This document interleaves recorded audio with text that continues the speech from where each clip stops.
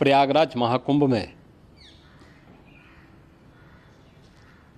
श्रद्धालुजनों की भारी भीड़ है।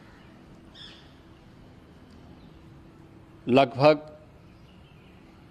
8 से 10 करोड़ श्रद्धालु इस समय प्रयागराज के अंदर मौजूद है। कल भी 5.5 करोड़ श्रद्धालुजनों ने महाकुंभ का स्नान किया था।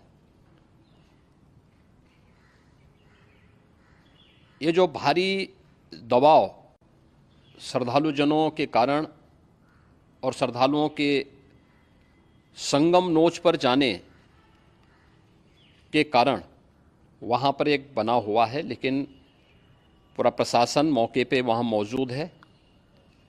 रात्रि को 1 से 2 बजे के बीच में अखाड़ा मार्ग पर, जहाँ पे अखाड़ों के अमृत स्नान के दृश्य से बैरिकेड्स भी किए गए थे, तो बैरिकेड्स को फांद करके आने में कुछ श्रद्धालु गंभीर रूप से घायल हुए हैं। उन्हें तत्काल हॉस्पिटल में पहुंचा करके उपचार आदि की व्यवस्था उनके लिए की गई है। उनमें से कुछ श्रद्धालु गंभीर रूप से घायल हैं।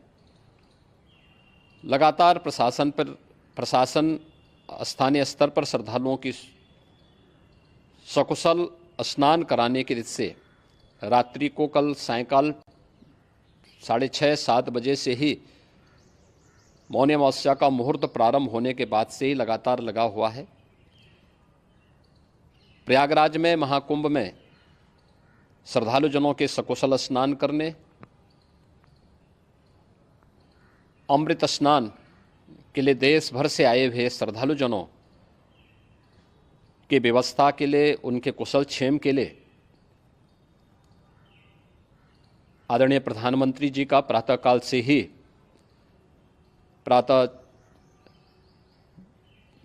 ही उनके लगभग 4 बार प्रधानमंत्री जी ने हालचाल लिया है। माननीय गृह मंत्री जी ने, माननीय राष्ट्रीय अध्यक्ष भारतीय जनता पार्टी श्री JP नड्डा जी ने, माननीय गृह मंत्री श्री अमित शाह जी ने भी, और प्रदेश की माननीय राज्यपाल श्रीमती आनंदीबेन पटेल जी ने भी लगातार जानकारी लेकर के सभी के कुशल क्षेम और सकुशल स्नान कराने के बारे में निरंतर रिपोर्ट ले रहे हैं। हम लोगों की प्रातःकाल से ही श्रद्धालुजन जो भी आए हैं वे स्नान कर सकें, इसके लिए यहाँ पे उच्च स्तरीय बैठक भी चल रही है, जिसमें मुख्य सचिव भी हैं, DGP हैं, प्रमुख सचिव गृह हैं, मुख्यमंत्री कार्यालय के अपर मुख्य सचिव के साथ साथ ADG लॉ एंड ऑर्डर के साथ साथ अन्य वरिष्ठ अधिकारीगण मौजूद हैं। प्रयागराज में हालात वर्तमान में नियंत्रण में हैं, लेकिन भीड़ का दबाव बहुत बना हुआ है। अखाड़ा परिषद से जुड़े हुए पदाधिकारियों के साथ मैंने स्वयं भी बातचीत की है।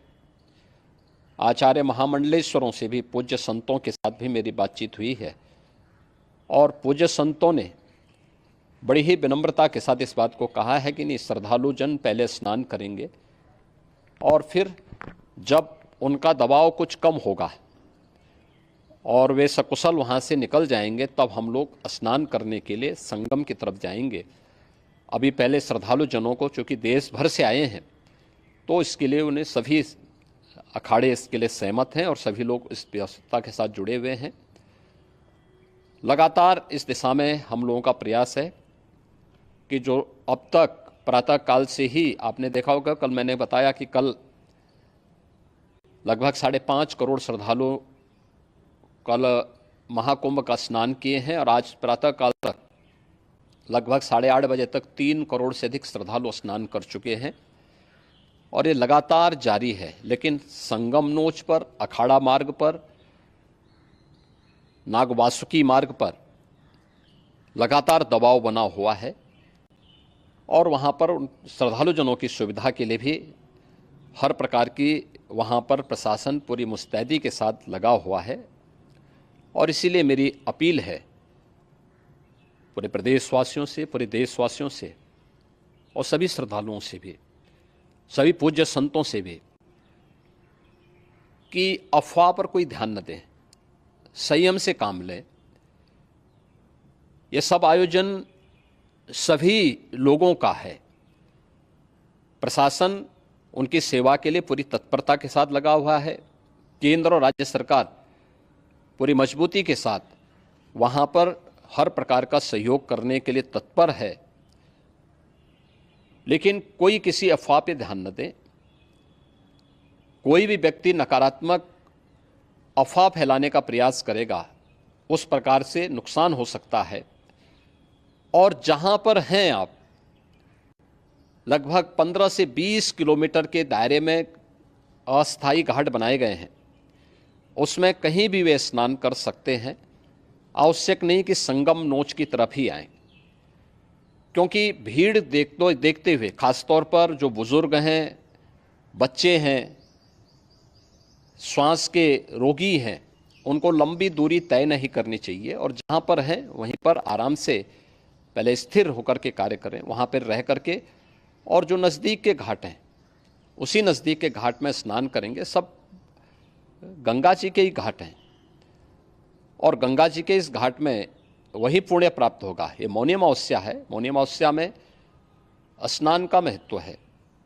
संगम में स्नान का दबाव बहुत ज़्यादा है, इसलिए सभी लोग अगर वहाँ पे इसमें अपना सहयोग करेंगे तो सकुशल हम सभी श्रद्धालु जनों को वहाँ पर स्नान करने में सफल होंगे और फिर इसके उपरांत अमृत स्नान के लिए पूज्य संतों से भी